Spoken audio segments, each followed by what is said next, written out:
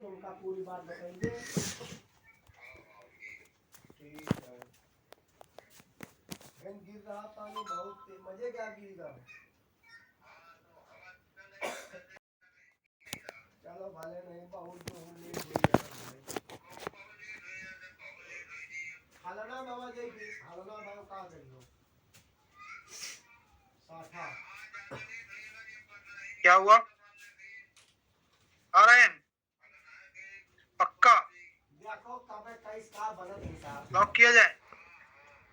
है ना। हाँ तो ये तो नहीं है। ठीक है। अब पाइप बउआ सब जब हो ये जाए तो नहीं है। अब आगे बताओ। हमारे वहीं पक्का नहीं है, तुक्का है ये। इसका मतलब है कॉन्सेप्ट भूल चुके हैं। ध्यान से देखिएगा। कभी भी हमको इक्विवेलेंट वेट बताना है किसी भी कंपाउंड का, तो सबसे पहले हमको देखना है क्या वो रिएक्शन रिडॉक्स रिएक्शन से तो नहीं है, क्योंकि आयनिक रिएक्शन में इक्विवेलेंट वेट बताना बहुत इजी होता है। एसिड है तो कितना H+ निकाला, बेस है तो कितना OH निकाला, सॉल्ट है तो कितना पॉजिटिव या नेगेटिव चार्ज है। ठीक है, वो तो इजी होता है। रिडॉक्स आपको चेक करना है कि वो है कि नहीं, तो यहाँ पे रिडॉक्स है। और फिर रिडॉक्स में भी ये देखना है कि कहीं वो डिस्प्रपोर्शनेशन नहीं है। Is it? तो यही आपको चेक करना है, क्योंकि डिस्प्रपोर्शनेशन का अलग मेथड होता है और बाकियों में, बाकी रिडॉक्स में अलग मेथड होता है। ठीक है, तो आप देखो जरा ये रिएक्शन एनसीईआरटी में गिवन रिएक्शन है। डी ब्लॉक की केमिस्ट्री में ये रिएक्शन गिवन है। डी ब्लॉक में K2MnO4 डिस्प्रपोर्शनेट हो रहा है इस रिएक्शन में, जो कि +6 से +7 एंड +4 में जा रहा है। तो उसी एलिमेंट का ऑक्सीडेशन भी उसी एलिमेंट का। तो डिस्प्रपोर्शनेशन में एन फैक्टर निकालने का तरीका हमने बताया हुआ है। क्या क्या तरीके हैं? एक तरीका तो ये है कि n factor is equal to n reduction into n oxidation upon n reduction plus n oxidation. ये केवल किसके लिए अप्लाई होगा? केवल किसके लिए? केवल डिस्प्रपोर्शनेशन के लिए अप्लाई होगा। ठीक, तो ये एक तरीका है। या दूसरा तरीका देख लो, K2MnO4 में बस आप पकड़ो उस एलिमेंट को, Mn+6 है, Mn+7 है और Mn+4 है। डिस्प्रपोर्शनेशन में इलेक्ट्रॉन का नंबर लेन और देन बराबर होना चाहिए। तो यहां से यहां के लिए हमको पता चल रहा है कि इसने 1 इलेक्ट्रॉन दिया तो +6 से +7 हुआ, और यहां से यहां पता चल रहा 3 लिया। ठीक है, तो ये 1 दे रहा है, ये 3 कैसे ले सकता है? तो क्या करना होगा? तब हमको करना होगा इसको 3 करना होगा। तब ये हुआ 3, एक ने 1 दिया, 3 ने 3 दिया और फिर इस अकेले ने 3 ले लिया। नहीं 3 का 2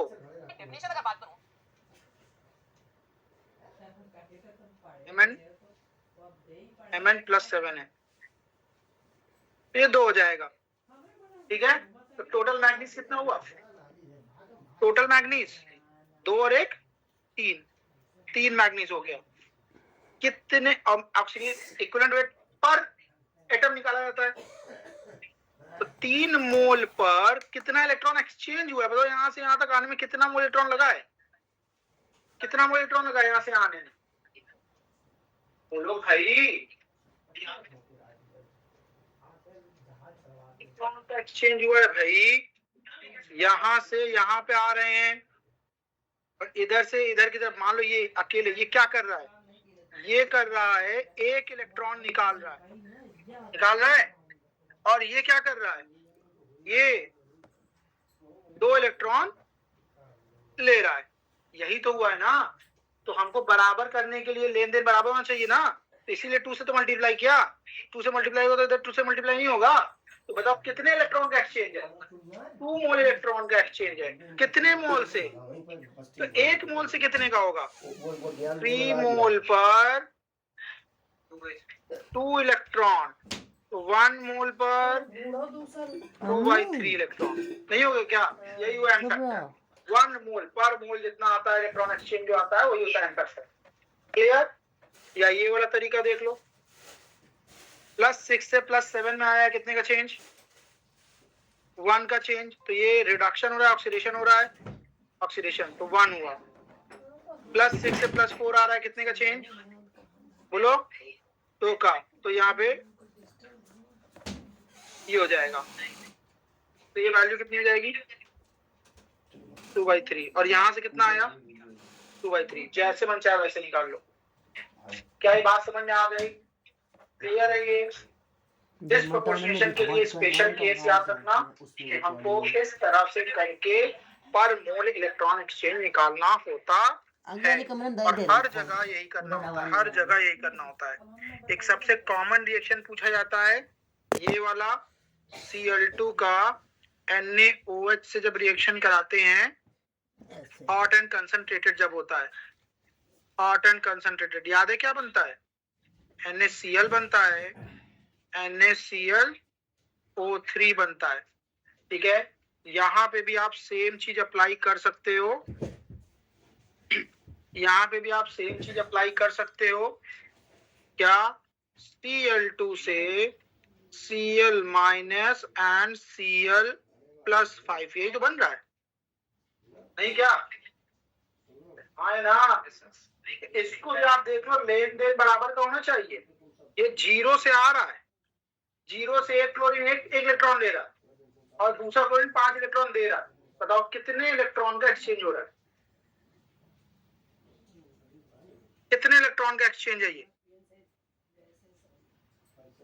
5 का है या नहीं? तो यहाँ पे आप सीधे आप कर सकते हो इस जगह पे कि यहाँ पे 5 मोल ये लगेगा। तो हमको पता चल रहा है कि इधर से इधर आने में 5 मोल इलेक्ट्रॉन लग रहा है। अगर ये 5 लग रहा है, बताओ यहाँ क्लोरीन कितना लगेगा? ये कितना होना चाहिए?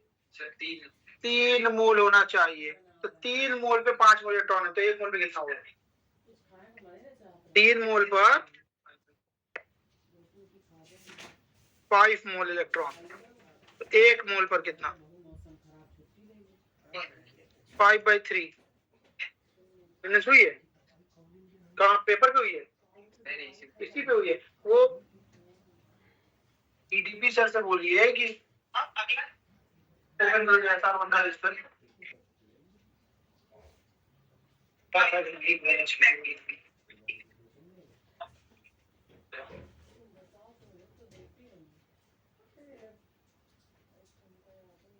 बन दिया क्या?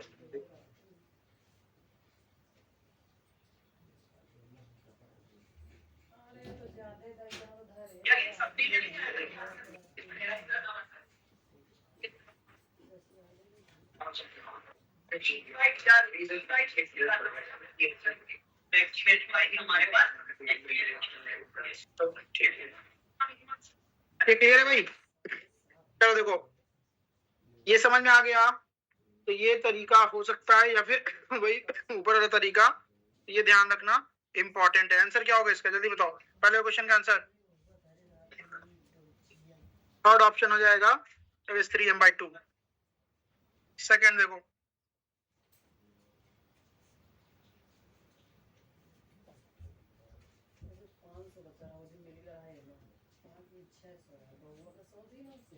हेलो, हाँ जी बोले। हाँ जी, गुड इवनिंग, गुड इवनिंग।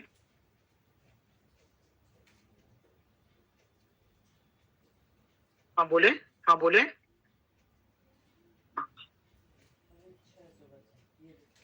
हाँ सर ठीक है।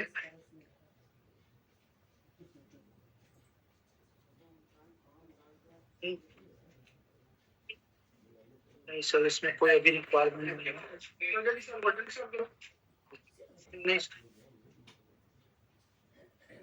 नहीं नहीं नहीं सर, कुछ होगा मैं आपको जो है इन्फॉर्म करूंगा।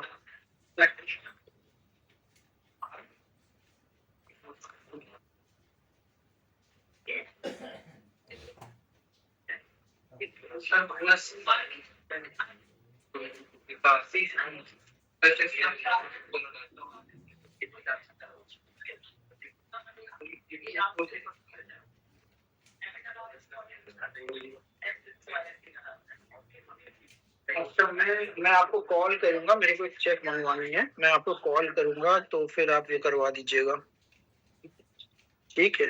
ओके,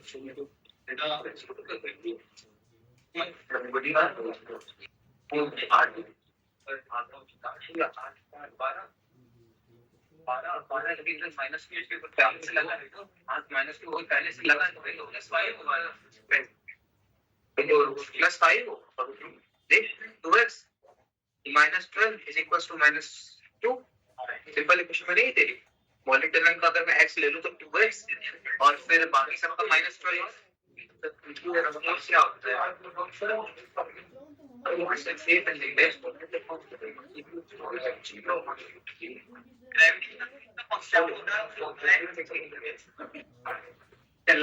है? अभी CL+4 को प्लस में बाहर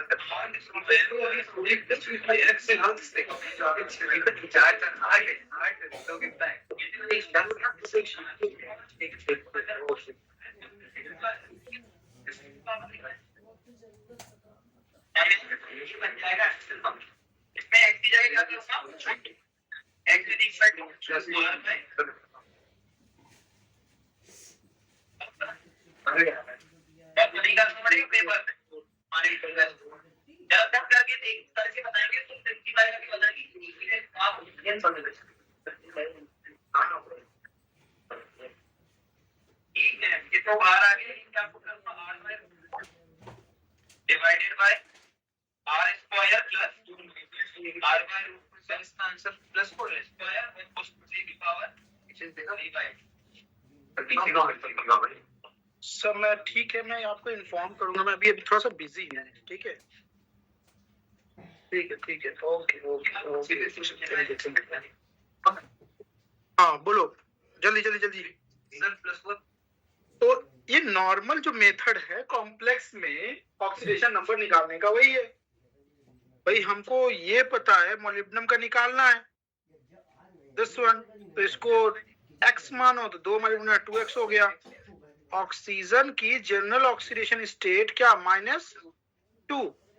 अब ये ध्यान रखना, यहाँ पे कई बार ऐसे क्वेश्चन आता है O2 आता है, O2 होल ट्वाइस आता है, तो अगर O2 होल ट्वाइस आ रहा है ना तो इसमें या तो वो O2 प्लस हो सकता है या वो O2 भी हो सकता है, या तो वो O2 माइनस भी हो सकता है, या तो वो O2 2 माइनस भी हो सकता है, क्योंकि ऑक्सीजन पे 4 बनते हैं। यस सर, समझा नहीं? तो ये चीज जो है वो केवल और केवल ऑप्शन से जाती है कि ये कौन सी स्पीसीज है, क्योंकि अगर O2 हुआ और O2 पर ये गया तो यहाँ पे 0 ऑक्सीडेशन स्टेट जाएगा, और अगर O2 प्लस हुआ तो +1 जाएगा, O2 माइनस हुआ तो -1 जाएगा, और O2 2 माइनस है तो 2 माइनस जाएगा। Is it clear? तो कॉम्प्लेक्स में O2 के ये क्वेश्चन आ जाते हैं तो वो आपको हिट एंड ट्रायल से पता चलता है कि वो किस कंडीशन में होगा, ठीक है? मतलब ये 4 पॉसिबिलिटी निकलती है उसमें O2 पे। ओके, इसमें यहाँ पे देखिए O4 है, तो O4 का मतलब ये ऑक्साइड ही है, इज इट? ये ऑक्साइड ही है, तो 2 -2। और ये देखो, this is organic molecule, this is organic molecule. Organic molecule का ऑक्सीजन नंबर कितना? अरे कोई भी मॉलिक्यूल है उसका ऑक्सीजन नंबर कितना? 0।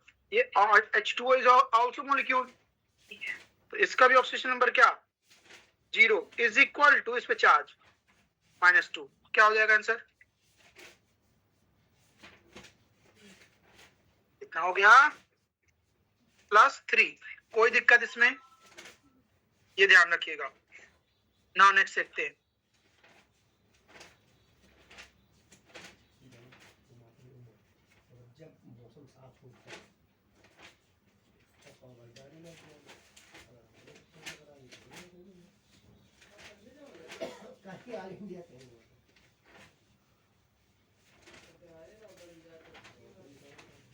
बहुत सिंपल टाइप का टाइट्रेशन का क्वेश्चन है ये, ठीक है?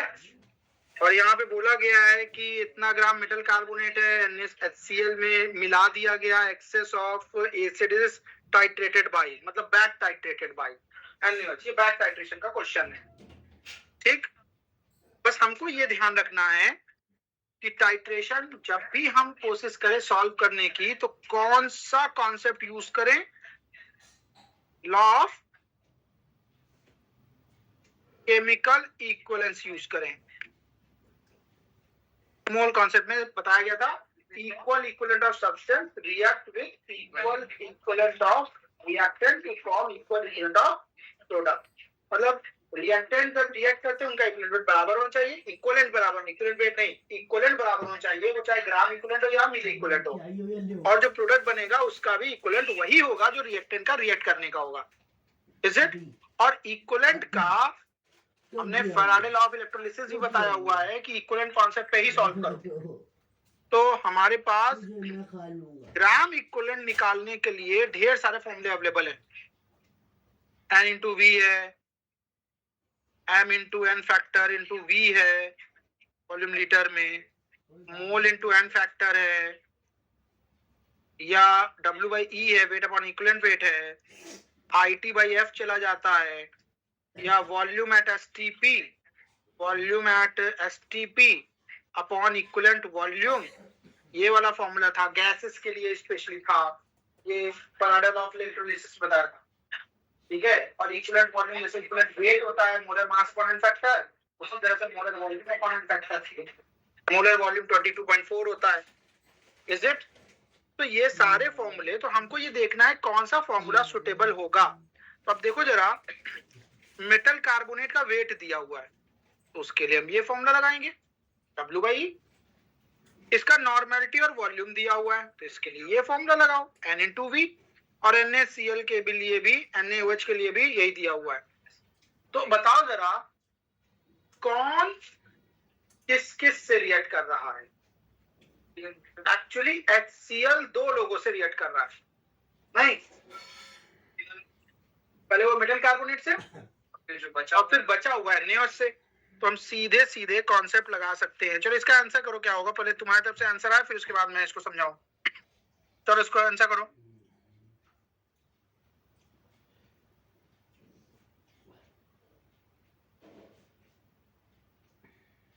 मैं फिर से बोल रहा हूं, ऑनलाइन सभी लोग जो है स्टूडेंट सेटिस्फैक्शन सर्वे फिल कर दीजिए।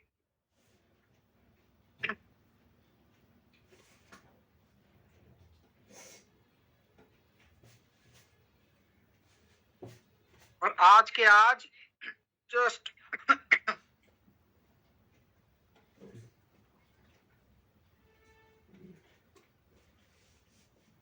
देखो कॉन्सेप्ट लगा दो, वॉल्यूम ml में है तो मिली इक्विवेलेंट वाला लगाओ, milliequivalent of HCl is equal to milli equivalent of metal carbonate plus milli equivalent of NaOH, ये लग जाएगा। और इसके लिए फॉर्मूला लग जाएगा N1V1, इसके लिए फॉर्मूला लगेगा W बाई E, और इसके लिए फॉर्मूला लग जाएगा N2V2। पहले वाले की एसिड के लिए नॉर्मेलिटी दी हुई है 2 इंटू 60, अच्छा मिली इक्विवेलेंट है तो मिली इक्विवेलेंट में 1000 हो जाता है। वेट दिया हुआ है 4.2 अपॉन, ये एकदम याद रखिएगा, मेटल कार्बोनेट में मेटल होता है जो कि N प्लस हो सकता है व्हाटएवर, और कार्बोनेट CO2 2 माइनस होता है।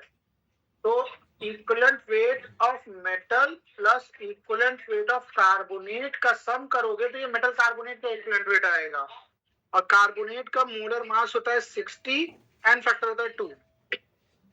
तो what is the equivalent weight of the carbonate, 30। तो ये होगा equivalent weight of metal plus 30 into 1000 plus normality दी हुई है कितनी, जो सेंटर ऑफ मास है उसके 1 में शिफ्ट हो जाता है इंटू 20। चलो इसको सॉल्व कर लो, कितना आ रहा है 42, 12 इज इट? सर आंसर 12 आ रहा है। ये हो जाएगा 160। क्या पूछा है? मेटल कार्बोनेट पूछा है, मेटल पूछा है? Equivalent weight of the metal carbonate पूरे का पूछा हुआ है। ये केवल मेटल का आ रहा है 12। तो 12 प्लस 30 क्योंकि मेटल कार्बोनेट बोला है। क्लियर? आप चाहते तो ये ठीक है, यहाँ पे सीधे इक्विवेलेंट वेट ही निकाल लो, इसको तोड़ने की जरूरत ही नहीं है, वो सीधे मेटल कार्बोनेट का ही निकल जाएगा। तो ये जैसा क्वेश्चन होगा उसके अकॉर्डिंग कर लेंगे। क्या ये समझ में आ गया? नेक्स्ट देखो,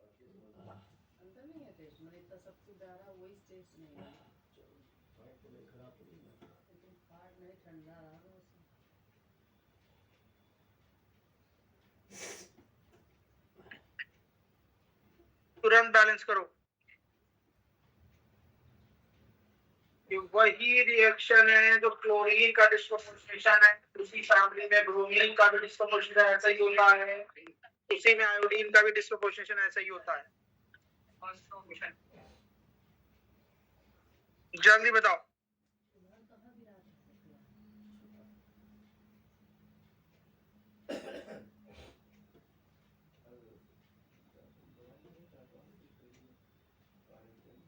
तो ये क्या है? 0 और ये -1 और ये, तो मैंने बोला कोई भी रिएक्शन होगा चाहे disproportionation, comproportionation, change in oxidation number equal होना चाहिए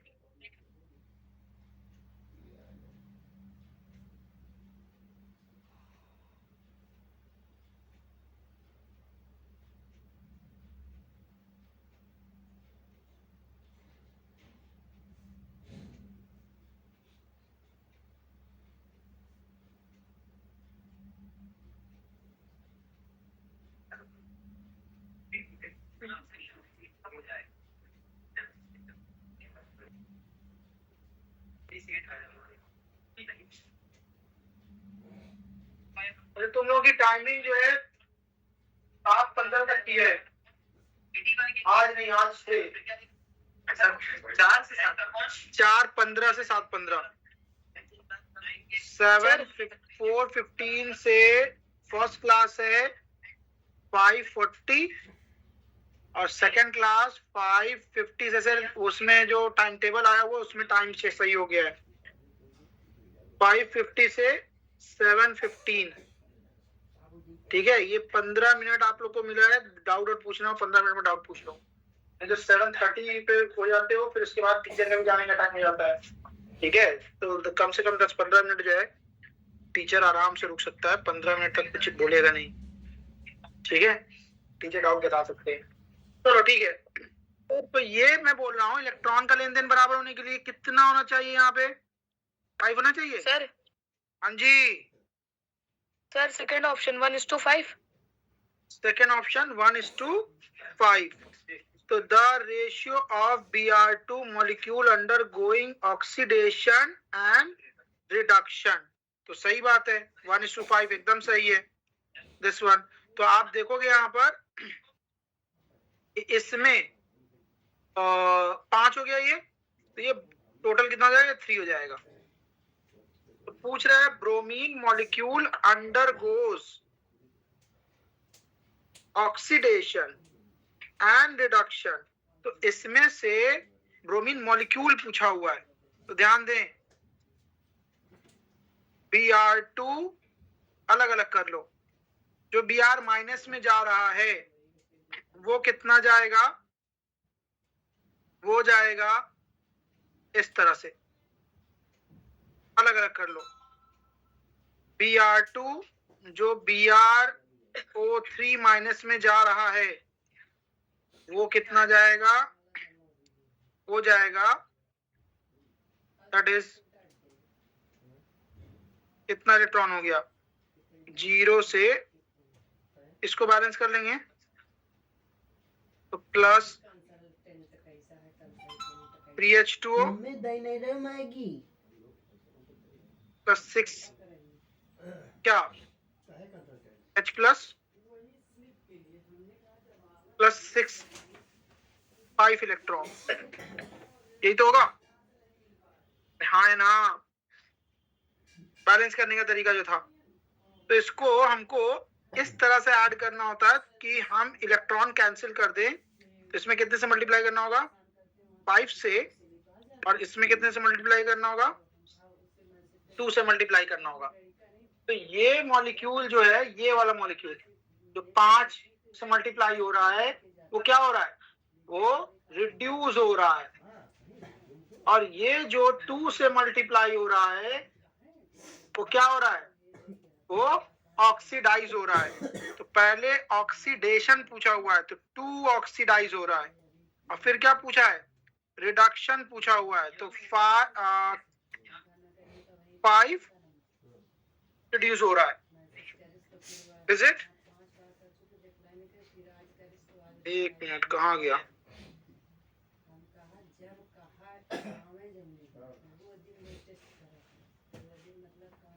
क्या हो गया भाई?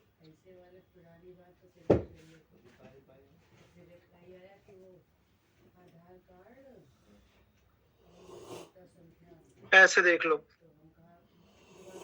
यहीं से Br2 से Br माइनस, ये 2 Br माइनस है, यहाँ पे 2 इलेक्ट्रॉन, और Br2 से ही Bro3 अच्छा, एक और चीज मैं बता दे रहा हूँ, मीडियम अगर बेसिक होता है ना, तो तुम चाहो तो नेगेटिव चार्ज को किससे बैलेंस कर लो?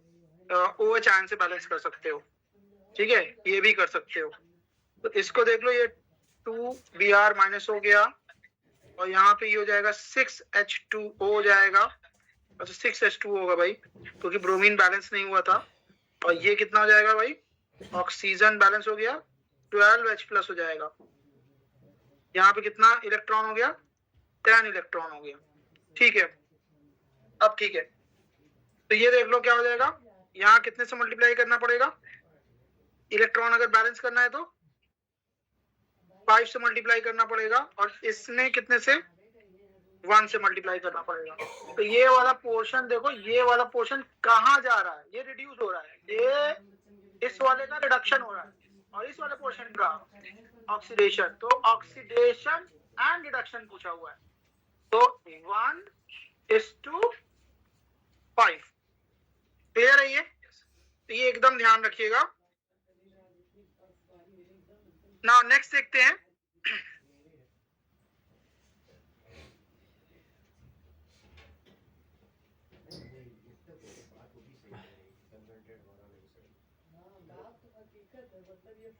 ये एकदम ध्यान रखिएगा,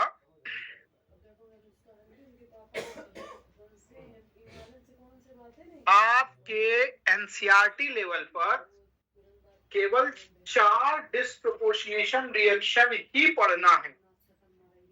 ठीक है, और वही रिएक्शन हर जगह आए हुए हैं। एक क्लोरीन वाला है, 2 कंडीशन में hot and concentrated cold and dilute. एक फास्फोरस वाला है, एक सल्फर वाला है। S8 का NaOH से रिएक्शन कराते हैं। ठीक है, जिसमें Na2S बनता है और Na2S2O3 बनता है, दिस वन। तो ये यही डिस्प्रोपोर्शनेशन रिएक्शन है। तो क्लोरीन के 2 हैं, अब क्लोरीन का जो होगा वो क्लोरीन को होगा, वही आयोडीन का भी होगा। ठीक है, 2 क्लोरीन जो होगा, एक फास्फोरस का, एक सल्फर का, यही 4 बाकी जो है रिएक्शन जो है आपको देखना है डिस्प्रोपोर्शनेशन है या नहीं है। तो दैट इज आप देख सकते हो, उसी एलिमेंट का ऑक्सीडेशन बढ़ना चाहिए, ऑक्सीडेशन नंबर बढ़ना चाहिए, उसी का घटना चाहिए। तो ये देखो, ये आयोडीन वाला है, जरूर क्लोरीन डिस्प्रोपोर्शनेट होता है, उसी तरह ब्रोमीन भी, उसी तरह आयोडीन भी। तो आयोडीन का ये डिस्प्रोपोर्शनेशन है, ये क्लोरीन का डिस्प्रोपोर्शनेशन, ये फास्फोरस का। और ये वाला रिएक्शन डिस्प्रोपोर्शनेशन रिएक्शन नहीं है। क्या बोलते हैं इस रिएक्शन को? ये डिस्प्रोपोर्शनेशन नहीं बोला जाता है, क्या बोला जाता है? नहीं, इसको बोला जाता है इंट्रामोलिकुलर रिडॉक्स रिएक्शन। मतलब उसी मॉलिक्यूल के अंदर ही रिडक्शन और उसी मॉलिक्यूल के अंदर ही ऑक्सीडेशन चल रहा हो। तो उसको बोलेंगे intramolecular redox reaction. Is it? तो ये ध्यान रखिएगा, मतलब oxidation and reduction in same molecule. Answer तो समझ में आ गया, दिस विल बी आंसर।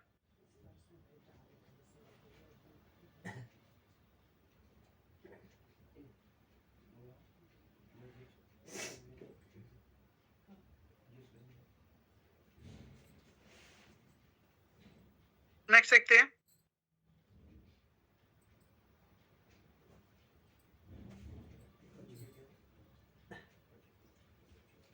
चलो सॉल्व करो इसको।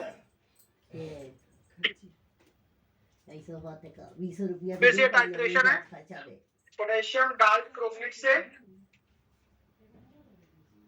मोहर सॉल्ट का, और पोटेशियम डाइक्रोमेट का सीधे मास दे दिया, मोलर मास दे दिया गया।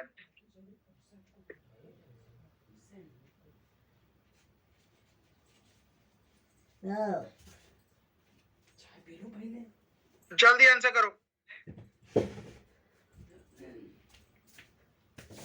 और आप लोगों की जो क्लासेस है, मैथ्स की क्लास जो है वो विमलेश सर ही लेंगे, ठीक है? तो मैं बोल रहा हूँ तो कंटिन्यू रहिए। जेई जो स्कोर प्रोग्राम है उसकी क्लासेस भी मैं बोल रहा हूँ पॉजिटिवली अटेंड कीजिए, और ये करना ही करना है, केवल एफटीएस नहीं देना है। एफटीएस के साथ में नेक्स्ट डे एटीएस भी देना है। एटीएस मैं ऑनलाइन इसलिए कर रहा हूं कि भाई आप लोग घर से किसी भी टाइम दे दो, ठीक है? क्योंकि यहाँ पे हम सेकेंड डे एफटीएस का डिस्कशन लगाए हुए हैं। एटीएस का कोई, अगर आपको कोई क्वेश्चन पूछना है तो आप अलग से पूछ सकते हो, क्योंकि ये सारे पहले से आए हुए क्वेश्चन है, इसका सॉल्यूशन हर जगह है। समझा रही नहीं? एफटीएस का मेन डिस्कशन है, लेकिन एटीएस भी आपको डिस्कस कर लेना चाहिए अगर आपको लगता है कि नहीं कोई क्वेश्चन को नहीं आ रहा है। ये लेवल इजी है और ये लेवल थोड़ा सा टफ है, ठीक है? टफ इसमें मैं बोल रहा हूं यहां से यहां में कम से कम आपके मार्क्स 20 से 30% का इंक्रीमेंट होना चाहिए। अगर ये इंक्रीमेंट नहीं हो रहा है ना, तो इसका मतलब है कि वो टॉपिक जिसका आपका एटीएस डिप हुआ, एफटीएस ऊपर है, इसका मतलब है कि आपका जस्ट वो चैप्टर तैयार नहीं है। इक्वल भी आ रहा है ना, तो चैप्टर तैयार नहीं है, उस पर काम करना पड़ेगा। और जहां 20 से 30% इंक्रीमेंट हो रहा है, तो डेफिनेटली अगर यहाँ 100 मार्क्स स्कोर कर रहे हो और इसमें 130 120 के आसपास आ रहा है, तो दैट इज कि उतना आपका इंक्रीमेंट हो रहा है और होना भी चाहिए, ठीक है? लेकिन देना दोनों है, ये नहीं कि केवल एफटीएस देकर हो गया। चलो कौन सा कॉन्सेप्ट लगा दें? पहले तो हमको ये देखना पड़ेगा कि ये किस टाइप के रिएक्शन से बिलोंग कर रहा है। आयनिक रिएक्शन है या रिडॉक्स है? बोलो भाई। पोटेशियम डाइक्रोमेट एसिडिक मीडियम में K2Cr2O7 एसिडिक मीडियम में किस में कन्वर्ट होता है? Cr3+ में। और मोहर सॉल्ट का फॉर्मूला तो बहुत लंबा चौड़ा है, that is FeSO4 dot NH4 whole twice SO4 dot 6H2O। लेकिन इसमें केवल एक्टिव कंपोनेंट देखो तो एक्टिव कंपोनेंट केवल फेरस है।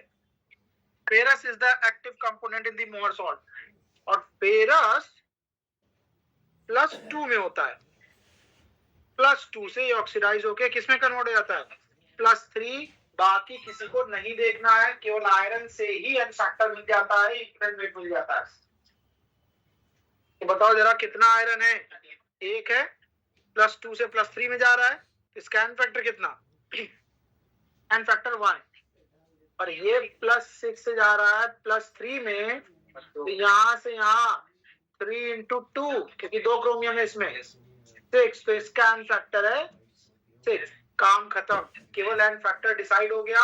अब आप लॉ ऑफ केमिकल इक्विवेलेंस लगा दो, क्योंकि जितना इक्विवेलेंट ग्राम इक्विवेलेंट एक का होगा उतना ही दूसरे का भी होगा। तो बताओ कौन सा फॉर्मूला लगेगा इसमें? इसका मास पूछा हुआ है, तो इसका फॉर्मूला लगेगा W/E इंटू 1000 कर दो, क्योंकि हम मिली इक्विवेलेंट लगा रहे हैं, और दूसरे में इसकी मोलैरिटी दी हुई है 0.6, n फैक्टर 1, और यही जो वॉल्यूम ml में सेंटीमीटर क्यूब है वही ml होता है, दिस वन।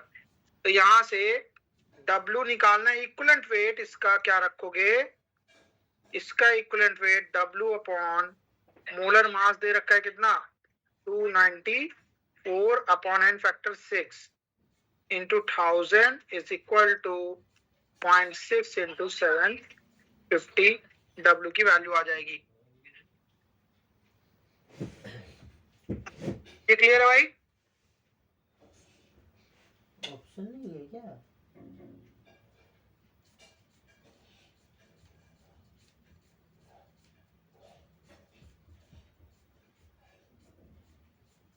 हो गया?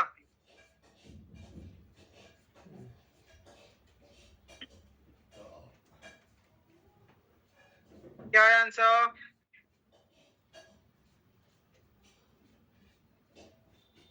$3.04 ठीक है।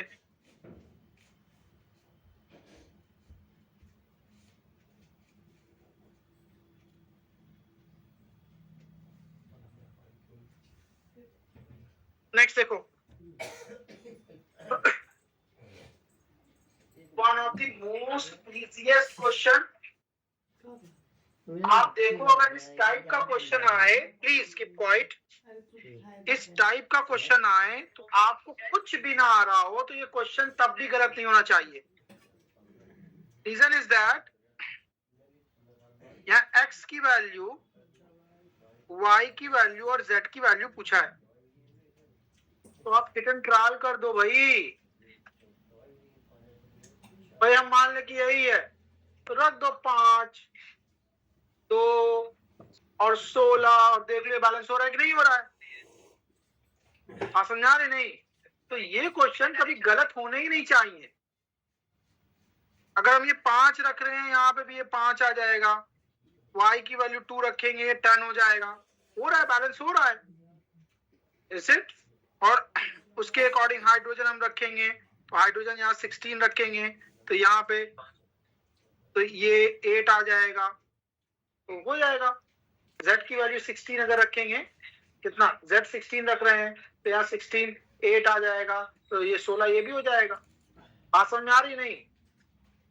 ये क्लियर है? तो इस टाइप का क्वेश्चन कभी गलत नहीं होना चाहिए। अदरवाइज जो एक्चुअल तरीका है वो ये है, इसका n फैक्टर निकालो, +7 से +2 n फैक्टर 5 हुआ, इसका n फैक्टर निकालो, +3 से +4 जा रहा है, तो 1 into 2 का चेंज है, तो n फैक्टर इसका 2 हुआ। तो इस नंबर को यहां मल्टीप्लाई करोगे, इस नंबर को यहां मल्टीप्लाई करोगे, तो यहाँ पे 2 होना चाहिए और यहाँ पर 5 होना चाहिए, तो बस हो गया 2 और 5, ये हो गया 2 5, या तो ये होगा। तो इसमें ये आंसर जाएगा, क्योंकि ऑक्सीजन हाइड्रोजन Z की वैल्यू जब 16 रखोगे तभी यहाँ पे वैल्यू बैलेंस, ऑक्सीजन बैलेंस हो पाएगी। क्लियर? नहीं तो वो भी तरीका देख लो, रखकर 2 MnO4 minus plus 5 C2O4 2 minus plus H plus gives 2 Mn2 plus 10 CO2 plus H2O। तो आप देखोगे, एक चीज अगर मैं आपको बता दूं तो ये याद रखिएगा, ये स्पेशली MnO4 की केमिस्ट्री और K2Cr2O7 की केमिस्ट्री में अप्लाई होता है। सारा का सारा ऑक्सीजन यहां से निकल के वाटर में जाता है। तो इस पे ये भी क्वेश्चन पूछा जा सकता है कि इस वाले को ऑक्सीजन 18 कर दिया गया, या 18 वाली ऑक्सीजन गई कहाँ? क्या वो CO2 में गई या H2 में? तो सारी ऑक्सीजन निकल के कहाँ पे जाएगी? वाटर में। Is it? तो कितनी ऑक्सीजन यहाँ पे है? कितनी ऑक्सीजन है? 8। तो यहाँ कितना होना चाहिए? 8 H2O होना चाहिए और इसी की वैल्यू क्या बोला है Z/2, तो Z/2 इज इक्वल टू 8, तो Z इज इक्वल टू क्या होना चाहिए 16। क्लियर?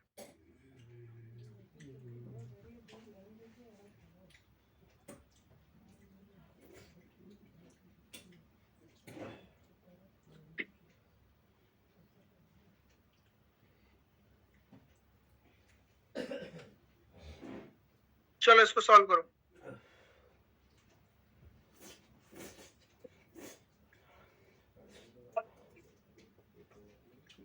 वॉल्यूम के बराबर कर दिया।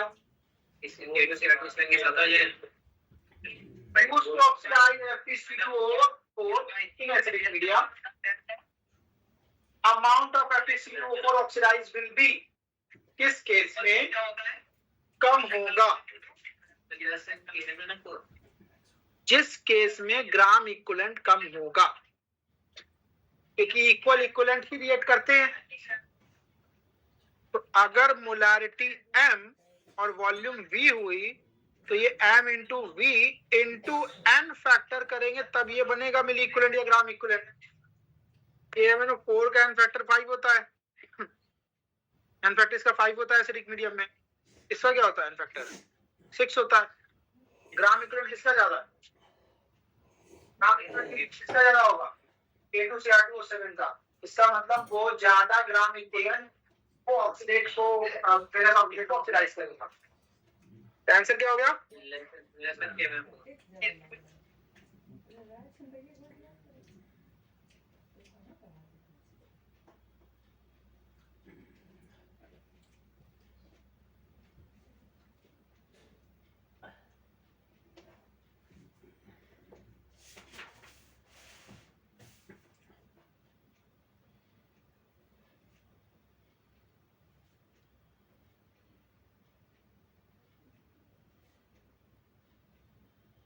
तो ये केमिस्ट्री H2O2 की केमिस्ट्री ध्यान रखिएगा, वेरी वेरी वेरी इंपॉर्टेंट। और ये एकदम ध्यान रखना H2O2 का N फैक्टर 2 होता है इन रेडॉक्स। चाहे वो मीडियम एसिडिक हो या बेसिक हो। बस क्या होता है एसिडिक मीडियम में H2O2 सॉरी जब ऑक्सीडेशन होता है तो O2 में जाता है, सारा का सारा ऑक्सीजन इसमें जाएगा। और जब रिडक्शन होगा तो सारा का सारा ऑक्सीजन कहाँ जाएगा? वाटर में जाएगा। तो बस इतना याद रखना, ये ऑक्सीडेशन के समय -1 से 0 और ये रिडक्शन के समय -1 से -2, सारा का सारा ऑक्सीजन O2 में या सारा का सारा ऑक्सीजन H2 में जाएगा। अच्छा, यहां पर एक क्वेश्चन आ जाता है किस पे? वॉल्यूम स्ट्रेंथ पर। वॉल्यूम स्ट्रेंथ V करके H2O2 के बारे में दिया जाता है। और वॉल्यूम स्ट्रेंथ होती क्या थी, मैं थोड़ा सा इसको जो है आप फोकस करा दूं कि जब हम H2O को डिकम्पोज करा दें तो इस तरह से डिकम्पोज करती है। तो अगर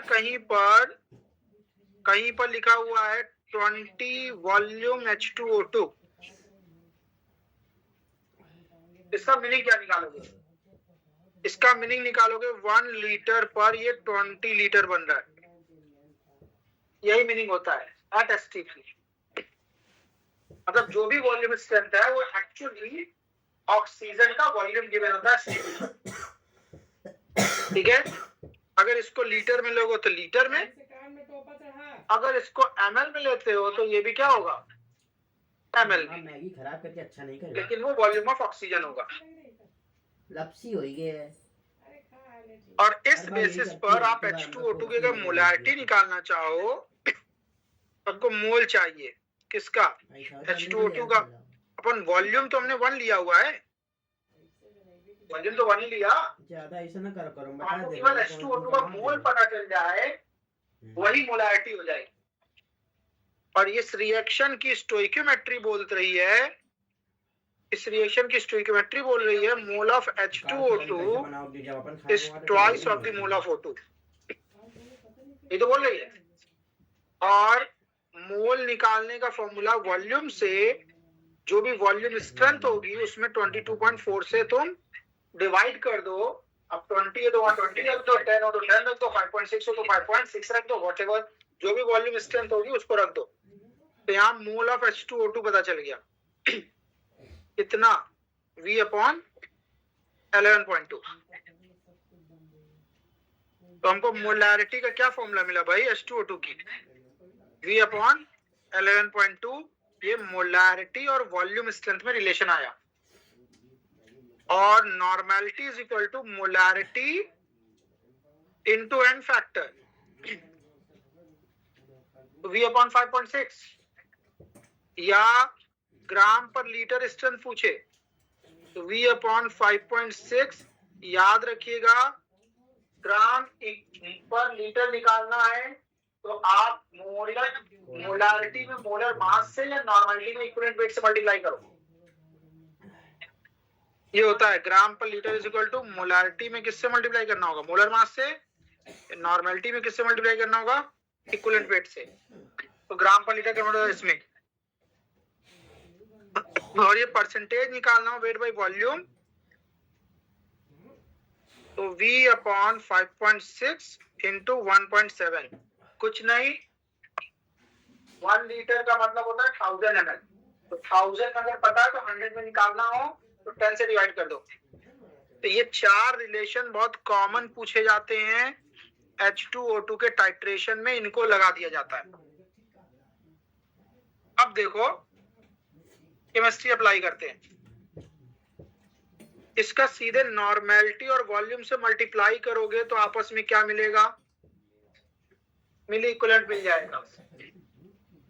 और इसका भी वॉल्यूम गिवन है और उसकी ग्राम पर लीटर स्ट्रेंथ पूछ रहा है तो हम इसकी नॉर्मेलिटी पता कर लें क्या है और उसको ग्राम पर लीटर में कन्वर्ट कर दें। क्योंकि अभी हमने बोला नॉर्मेलिटी में इक्विवेलेंट वेट से मल्टीप्लाई कर दो तो ग्राम पर लीटर बन जाता है। तो फॉर्मूला क्या यूज हो जाएगा, फॉर्मूला इसके लिए यूज हो जाएगा N1V1 is equal to N2V2। काम खत्म। एक लाइन का क्वेश्चन है ये। नॉर्मेलिटी निकालनी है, वॉल्यूम 20, दूसरे की नॉर्मेलिटी 1/20, वॉल्यूम है 25। यहां से नॉर्मेलिटी आ जाएगी और फिर ग्राम पर लीटर निकालना है H2O2 के लिए 25 upon 400 into equivalent wait. Equivalent weight H2O2 का 70। जल्दी सॉल्व करो।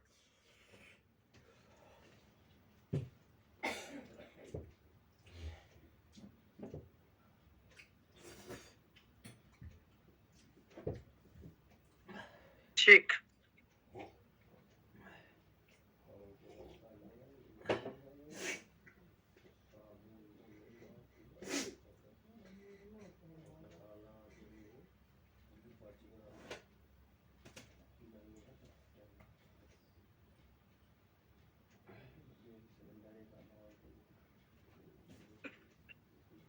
equivalent weight of HCl in below reaction term of its molecular mass and case।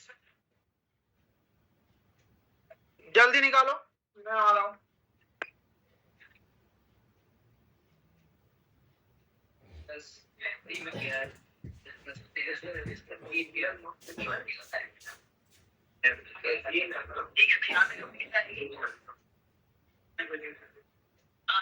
चप्पल पहन गोवा जावा करो बाहर।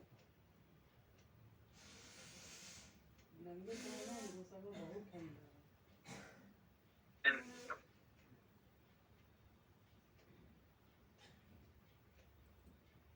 खाया पिया बचा मैगी मंगवा दे बे। ऐसा ऐसे तुमको ऐसे ऐसे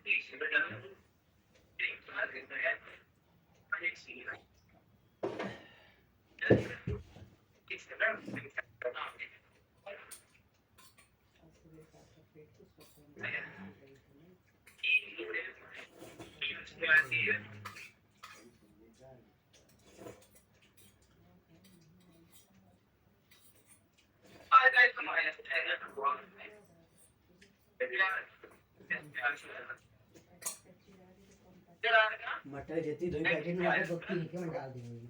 80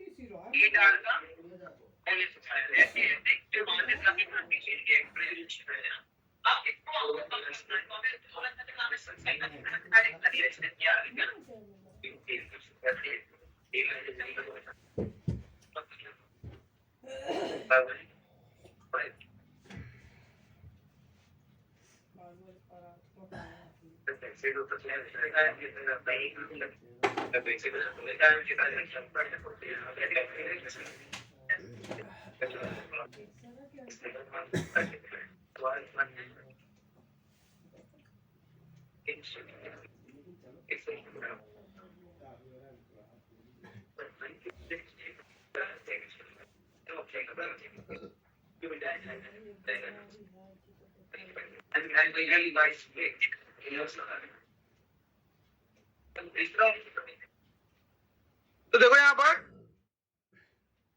बहुत ज्यादा बार पूछे हुए क्वेश्चन में से एक क्वेश्चन है ये। इक्विवेलेंट वेट HCl का पूछ लिया जाता है इस रिएक्शन में। KMnO4 प्लस HCl इस रिएक्शन में, MnO2 प्लस HCl इस रिएक्शन में। ये 3 रिएक्शन है जहां HCl का इक्विवेलेंट वेट पूछा जाता है, ठीक है।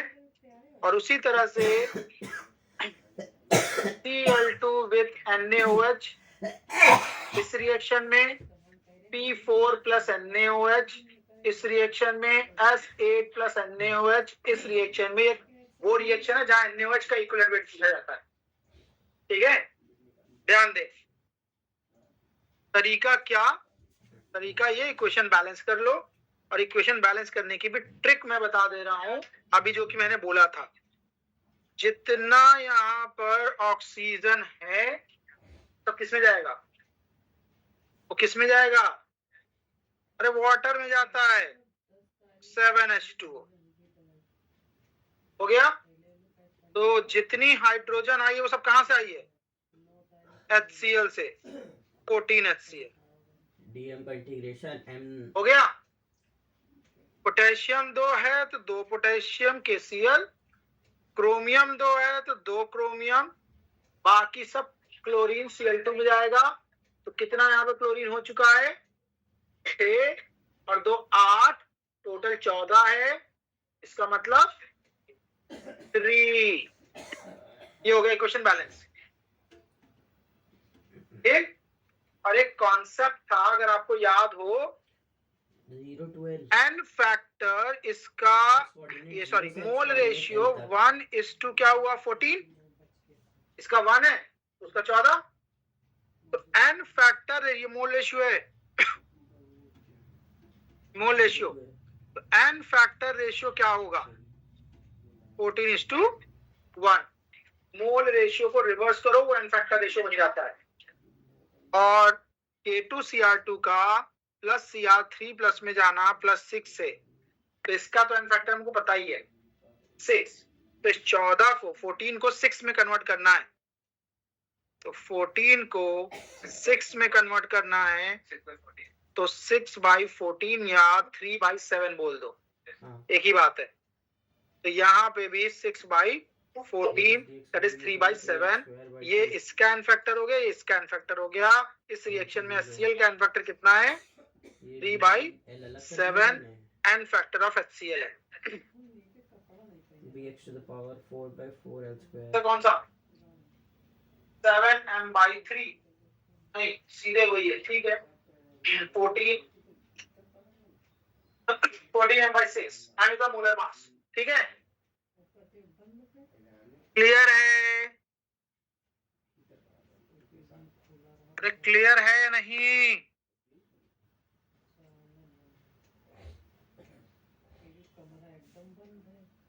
नेक्स्ट क्वेश्चन पे आते हैं।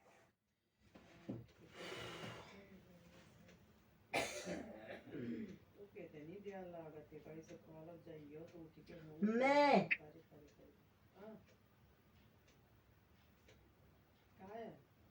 वो पानी दे दो, 5 ग्राम ऑफ AiO3 गरम देना, उसमें React with ठंडा oxalic थोड़ा मिला acid. देना। to yield potassium oxalate, CO2 and और वो I2. बटन बंद कर दो। The liberated iodine, ये हुआ आयोडोमेट्रिक टाइट्रेशन। बहुत ज्यादा इंपॉर्टेंट है आयोडोमेट्रिक टाइट्रेशन, जिसमें आयोडीन का टाइट्रेशन किया जाता है किससे? हाइपो से, Na2H2O3। और पूछ रहा है परसेंटेज प्योरिटी ऑफ KI3 क्या होगी। कभी भी क्वेश्चन परसेंटेज प्योरिटी पे आए, इसका मतलब जो मास गिवन है वो एक्चुअल मास नहीं है, वही हमको निकालना होता है।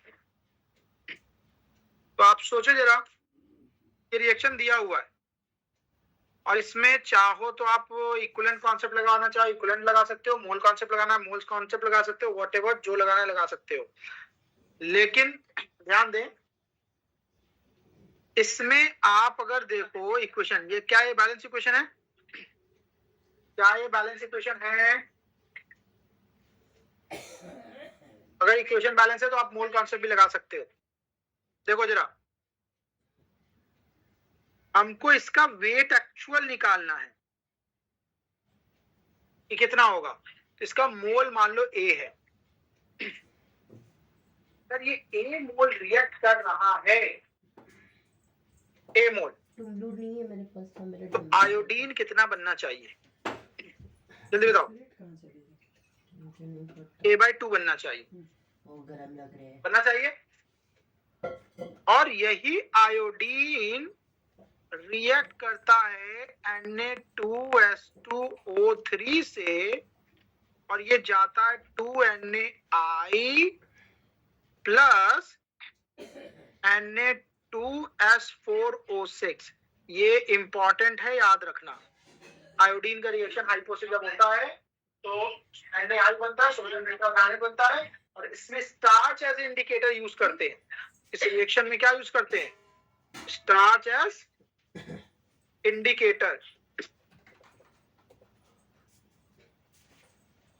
इस रिएक्शन में बताओ जरा, इसको बैलेंस करेंगे तो देखो ये 2 हो जाएगा, दिस वन। ये अब ये बना कितना? A/2। तो जितना आयोडीन है उसका डबल हाइपो का मोल लग रहा है, नहीं लग रहा? तो इसका मतलब हाइपो कितना लगना चाहिए? A। और हाइपो का मोल देखो M इंटू V से पता चल जाएगा। M इंटू V मोल ही तो देता है। तो इसका मतलब A इज इक्वल टू कितना हो गया? 0.1 इंटू 200 अपॉन 1000, क्योंकि A को मैंने मोल बोला। क्या ये बात समझ में आ गई? ये क्लियर है भाई? तो A की value, A is mole of iodine, तो हमको मास चाहिए, sorry A is a mole of KiO3, हमको मास चाहिए। तो मास मोल में इसको वो कर दो, ये कैंसिल, ये हो जाएगा 0.02। तो इनटू इसका मोलर मास कहीं दिया हुआ है? नहीं दिया है, निकालना पड़ेगा। 39 होता है पोटेशियम का, 127 होता है आयोडीन का, और 48 हो गया ऑक्सीजन का। तो ये 24 2 4 8 11 कितना हो गया? 5 4 9 11 ये 214, 214 कर दे इसको। तो इसका एक्चुअल मास पता चल गया।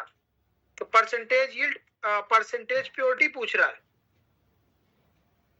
तो that is what 0.02 into 214 upon 5 into 100।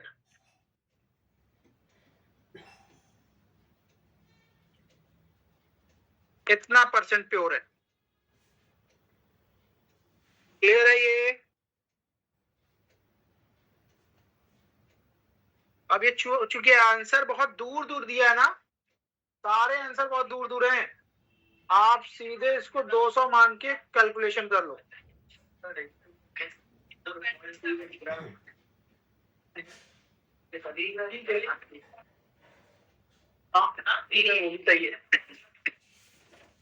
Clear है? ये इंपॉर्टेंट क्वेश्चन है, आइडोमेट्रिक टाइट्रेशन में बोल रहा हूँ, ये बहुत ज्यादा इंपॉर्टेंट है। ये जो रिएक्शन है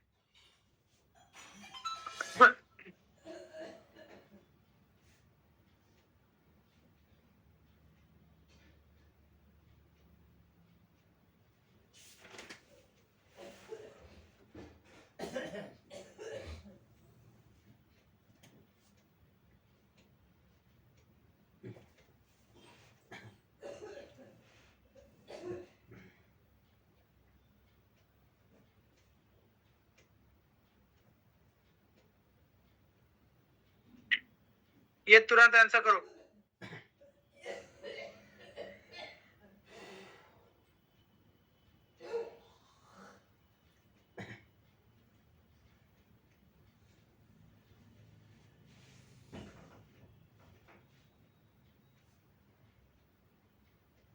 आगे आंसर क्या कॉन्सेप्ट लगता है?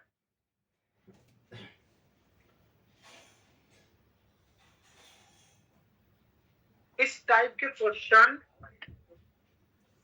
मेंस में पूछे गए हैं, जैसे Na2AlX Si2O8.XH2O, X की वैल्यू बताओ। उसी टाइप का क्वेश्चन है। यहां पर अगर हम इसको हम ऐसे लिख देते कि जस्ट A3AXBC इस टाइप से कुछ लिख दें, ठीक है? तो इसमें क्या AXBYCZ है, XYZ की वैल्यू बताओ। ये उसी टाइप का कुछ क्वेश्चन है।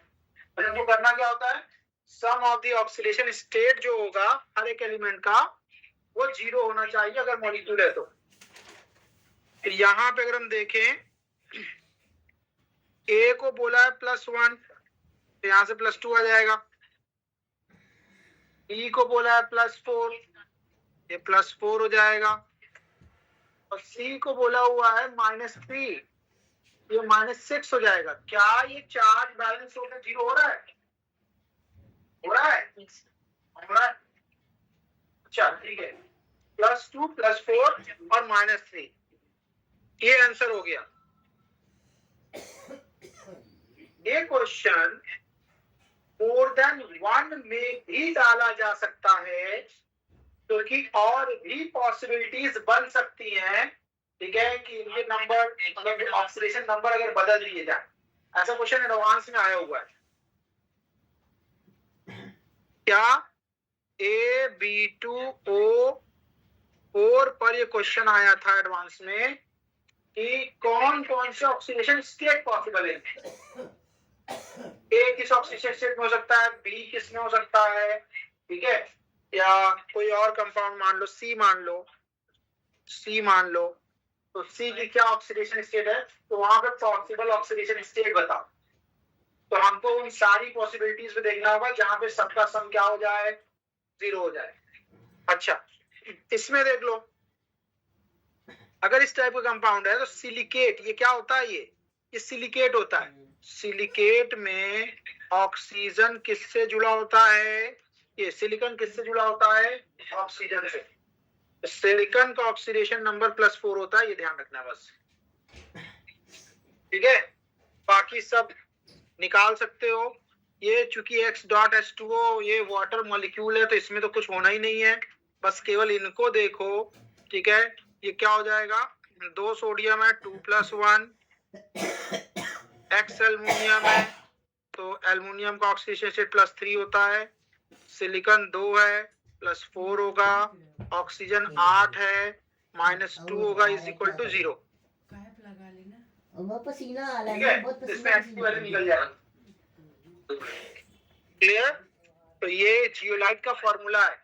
जियोलाइट है ये Na2Al2Si2O8.XH2O is a zeolite.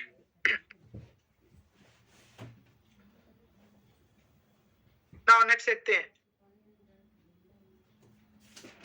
Easy सा क्वेश्चन है, बस हमको एन फैक्टर डिसाइड करना है। CrO4 2- में क्रोमियम +6 ऑक्सीडेशन स्टेट में है,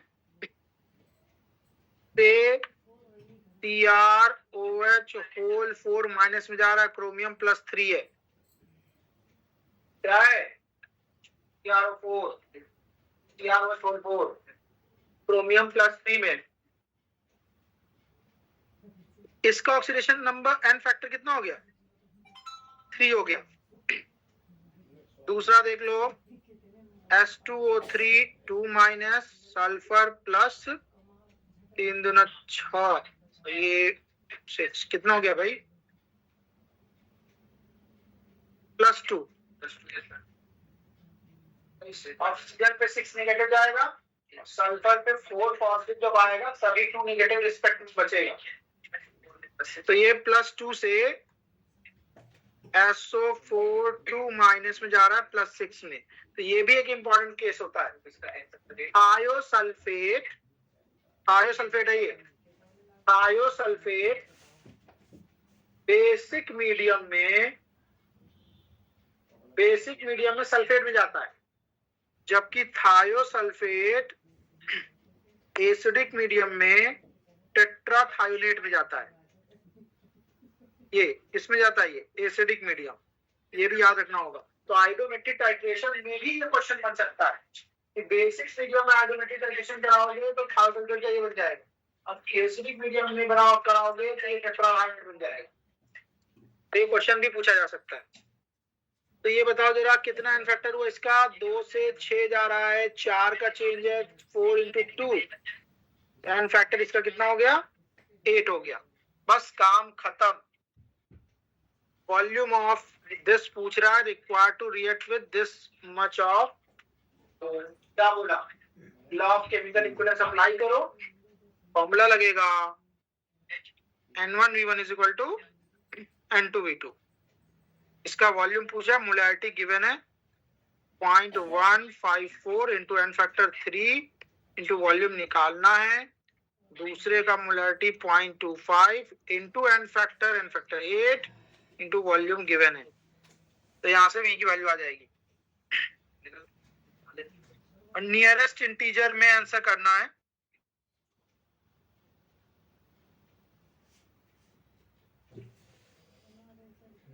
ये क्लियर है भाई?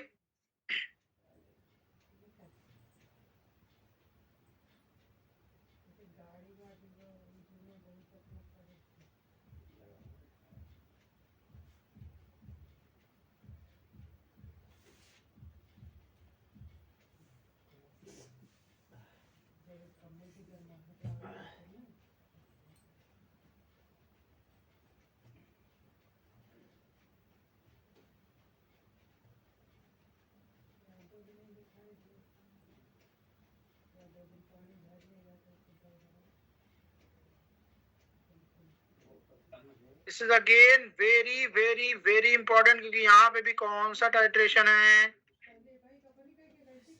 ये आइडोमेट्रिक टाइट्रेशन है। तो इसके क्वेश्चन मैं बोल रहा हूँ आते हैं।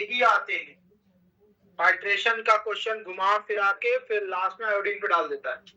ठीक है, आइडोमेट्रिक टाइट्रेशन बना देता है। ओके, तो यहाँ भी वही है सेम। आप क्वेश्चन मोल कॉन्सेप्ट करना चाहो मोल कॉन्सेप्ट से कर लो, इक्विवेलेंट कॉन्सेप्ट से करना चाहो इक्विवेलेंट कॉन्सेप्ट से कर लो। देखो जरा, हमको यहाँ निकालना क्या है, मोलैरिटी ऑफ दिस, मोलैरिटी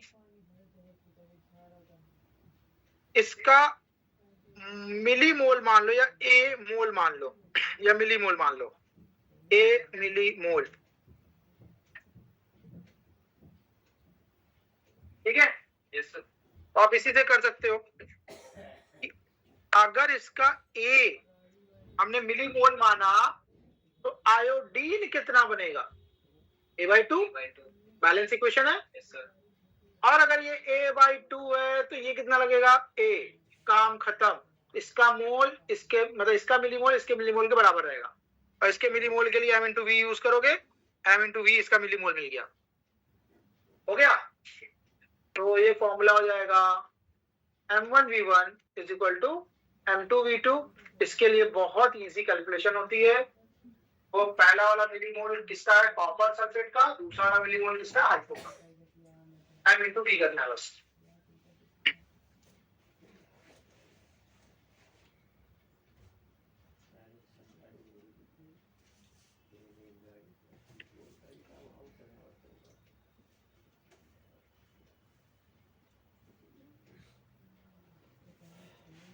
बाकी सब क्वेश्चन वही रिपीटेटिव क्वेश्चन है, कोई अलग क्वेश्चन नहीं है, सब सेम क्वेश्चन रिपीट हुए। क्या हुआ, ये जो क्वेश्चन रिपीटेटिव क्वेश्चन है, आप बस ये कर सकते हो, इन पे कैलकुलेशन देख सकते हो कि हम कितनी फास्ट कर पा रहे हैं, ठीक है। क्योंकि कॉन्सेप्ट सब में सेम है, वही लॉ ऑफ केमिकल इक्विवेलेंस दिख रहा है, सब वही है। MnO2 को टाइट्रेट किया HCl से, और क्लोरीन जो निकली है उसको Ki से ट्रीट किया गया, Ki से आयोडीन निकलेगी और आयोडीन को हाइपो से करा दिया गया, ठीक है। तो ये वही क्वेश्चन है। फिर KMnO4 को किया गया मोर सॉल्ट से, तो मोर सॉल्ट में केवल आयरन होगा Fe2+ जो Fe3+ में जाएगा, तो मोर सॉल्ट का फैक्टर रिडॉक्स में 1 होता है, तो दोनों का ग्राम इक्वल हो गया, काम खत्म। और खींचा हुआ है K2CR2 7 है, Fe2+ ऑक्सीडाइज होगा Fe3+ में, और K2CR2 7 एसिडिक मीडियम में Cr3+ में चला गया, काम खत्म। फिर H2SO4 है और इसके एमिनो से टाइट्रेशन करा दिया गया, काम खत्म, एसिड बेस टाइट्रेशन, सिंपल, ठीक है। चलो यहीं पे स्टॉप कर रहे हैं। नेक्स्ट क्लास में हम लोग फिर क्या पढ़ेंगे भाई, नेक्स्ट क्या है इसमें। हाँ जी सर, वो स्ट्रेंथ ऑफ H2O2 वाला सवाल फिर से बता दीजिए।